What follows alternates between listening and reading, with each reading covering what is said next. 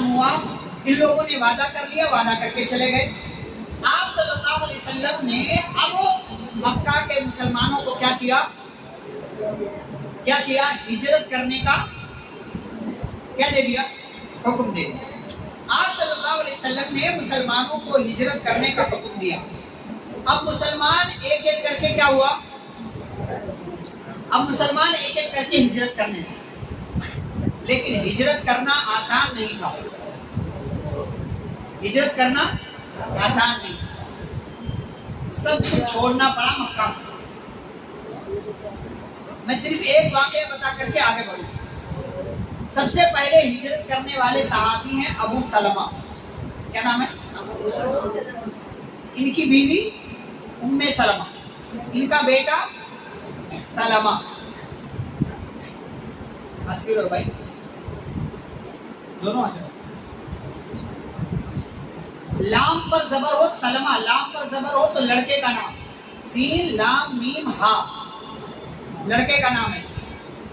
لیکن سلمہ ہو سین لام میم یا اور اس پر کھڑا زبر، یہ لڑکی کا نام ہے۔ تو اس لیے ہنسو نہیں کہ سلمہ لڑکے کا نام کیسا ہو گیا۔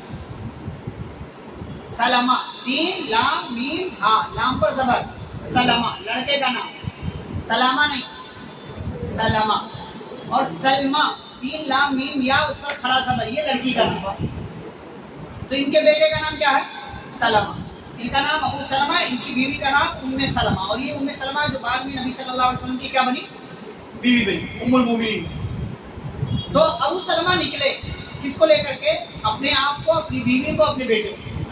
جیسے ہی نکلنے لگے ان کے سسرال والے آ گئے، کہا تم جا رہے ہو تو جاؤ، ہماری بیٹی کو نہیں لے جا سکتے۔ تو بیوی کو چھینیا ان لوگوں نے۔ ابو سلمہ کے گھر والے آئے، ابو سلمہ سے کہنے لگے تمہیں جانا ہے تو جاؤ، لیکن ہمارے بچے کو یعنی ہمارے پوتے کو نہیں لے جا سکتے، سلمہ۔ اسی چھینا جھپٹی میں کیا ہوا؟ اس چھوٹے سے بچے کا کیا ہاتھ اکھڑ گیا۔ اب بیوی الگ ہو گئی، بیٹا الگ ہو گیا، اور ابو سلمہ اکیلے ہجرت کر کے کہاں گئے؟ مدینہ۔ آپ سوچو چھوٹی سی فیملی ہے اور تین کے تین آدمی کہاں ہو گئے؟ الگ الگ ہو گئے۔ جہاں جدا ہوئے تھے، الگ ہوئے تھے، روزانہ اسی جگہ پر ام سلمہ آتی تھی، بیٹھتی تھی، روتی تھی۔